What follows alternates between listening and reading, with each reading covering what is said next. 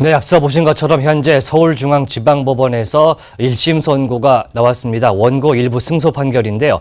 이번 재판의 관전 포인트였던 부분 쟁점 정리해 보겠습니다. 현대경제연구원의 최양호 고문과 함께 해보겠습니다. 네, 어서 오십시오. 반갑습니다. 네, 6년을 끌어온 기아차의 통상임금 1심 판결이 조금 전에 나왔습니다. 어떻게 보셨습니까? 일부 승소했던 38.7%, 청구금의 38.7%를 이제 승소 손을 들어줬어요. 그래서 대개 지금 최근의 추세가 1심에서는 사측이 지고 2심에는 이기는, 그러니까 금호 타이어나 아시아나의 경우하고 똑같은 패턴을 지금 가고 있는데요. 이번에는 이제 세 가지 이 기준이 있습니다. 법원에서. 첫째, 이게 정기 상여금에 포함되느냐. 아까 기자가 얘기한 것처럼 정기성, 고정성, 일률성이 있어야 되는데 사실 거기부터 기아차는 조금 흠집이 있었습니다. 왜냐하면 지금 현대차가 바로 직전에 했었는데 거기는 근로일수 15일 미만의 근로자에게는 상여금을 지급 안 한다는 고정성의 원칙이 어긋난다 그래서 재판이 1심, 2심을 다 졌거든요. 근데 기아차 사규에는 그게 없습니다. 그렇군요. 그러다 보니까 이게 정기 상여금이 이 통상임금에 꼭 들어가야 된다는 게 됐고요. 그 다음에 이제 보는 것이 협상의 일부로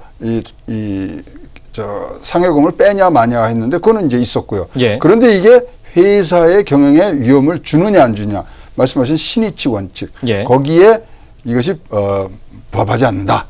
그러니까 지금까지 이제 신의칙을 적용하기 위해서는 영업이익률이라든가 인건비 총액에 대한 대비, 그다음에 이익 보상 비율 이런 것들을 따졌는데 이번엔 그게 아니고 상반기에만 해도 7,866억의 영업이익이 났기 때문에 4,223억 원 충분히 감당할 수 있다는 법원의 판단으로 지금 보여집니다. 네, 그렇군요.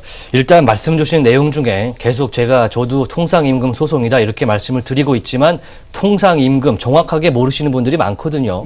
통상임금은 임금이면 임금이지 왜 통상임금입니까? 자, 임금에는 두 가지 요소가 있습니다. 노동에 대한 대가, 그다음에 근로자로서의 지위를 보장하는 보장적 성격의 부분들이 있는데요.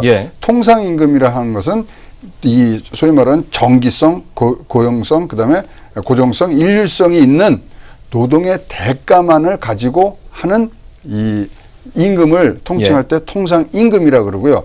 이것을 기초로 해서 연장 근로라든가 퇴직금들이 산정이 되는 그런 중요한 개념을 가진 통상임금인데 이것을 바탕으로 해서 이제 모든 이 임금 체계가 이제 복잡하거나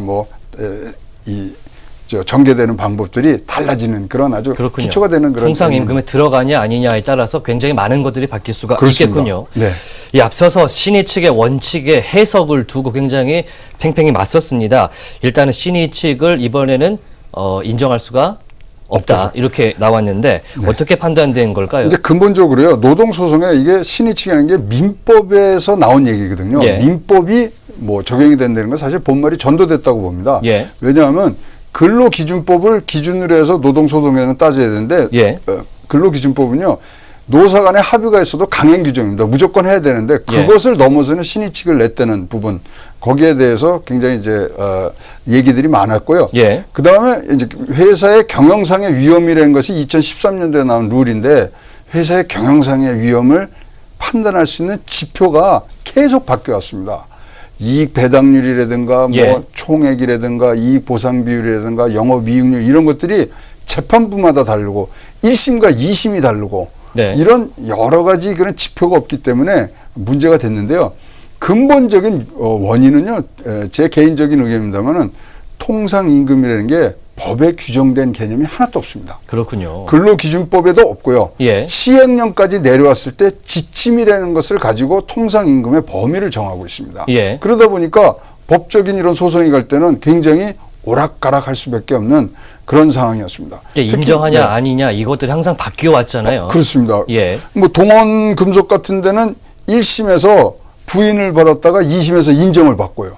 아까 말씀드린 금호 타이어나 아시아나는 1심에서 부정을 받았는데 2심에서 또 통과가 되고요. 이게 참 그래서 기준이 정해져야 되고 지금 노사뿐만 아니라 학계, 재계에서 지금 강력히 원하는 것은 국회에서 법적인 어떤 이 지위를 통상임금에게 줘야 된다. 예. 이 입법화가 되지 않으면은 이런 것들이 지금 굉장히 더 많아질 수밖에 없습니다. 현재 지금 115개가 진행 중이고요. 예. 기아차가 이제 이걸로 뭐 1심이기 때문에 확정이 안 되지만 확정이 될 때는 진짜 본물 터질 수밖에 없는 그런 여건입니다. 네, 일단 1심밖에 안 됐기 때문에 좀 지켜보도록 하고요. 네. 정기 상여금이 통상임금이다 이렇게 법원이 판단을 했습니다. 물론 일부분을 인정한 것이지만 이 기아차 1심 선고로 인해서 업계에 굉장히 파장을 좀 일으킬 것 같습니다. 기아차에서도 망연자실이다 이런 얘기까지 아까 기사를 봤거든요. 어떻습니까? 네. 그 이제 1심이 나왔기 때문에 4,223억을 사실 뭐 충당을 써야 되는데 충당 썼는 게 아니고요. 예. 공탁을 해야 됩니다. 공탁이요? 예, 그러니까 현찰이 그냥 나가는 거죠. 그러니까 그렇군요. 유동성의 위기까지 나오고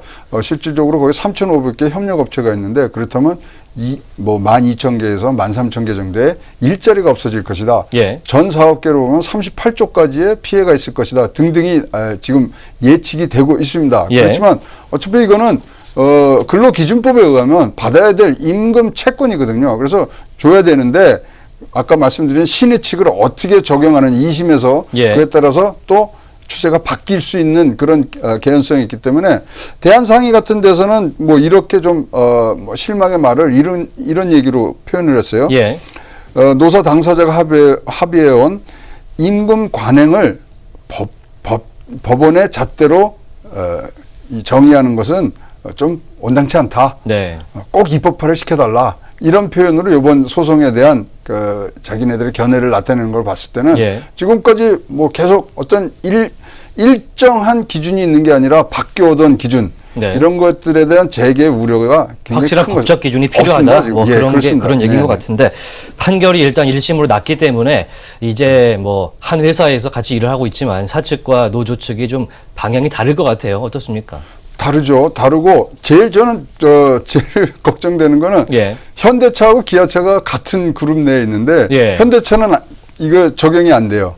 기아차는 적용이 돼요. 예. 노노 갈등 아니겠습니까? 그렇습니다. 그다음에 이제 9월 달에 전국 금속 노조 전국 위원장 선거가 있는데 예. 여기에 또 현대차의 위원장이 지금 출마를 하고 계시고요. 예. 그러니까 한 회사 내에서도 노노 갈등.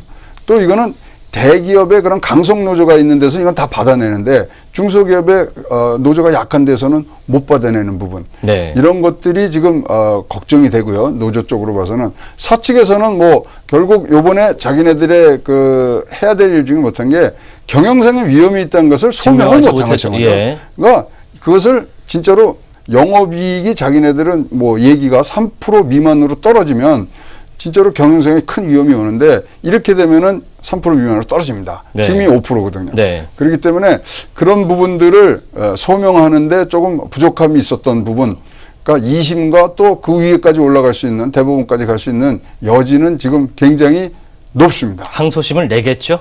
네, 뭐 벌써 뭐 일주일 내에 낸 거니까 예. 뭐 9월 1일, 2일이면 낼 것 같습니다. 네, 알겠습니다. 현대차가 중국에서 공장까지 멈추면서 힘들었는데 이번 일로 현대기아차 그룹이 좀 어렵지 않나 이런 생각도 들어봅니다. 네, 지금까지 현대경제연구원의 최양호 고문과 이야기해봤습니다.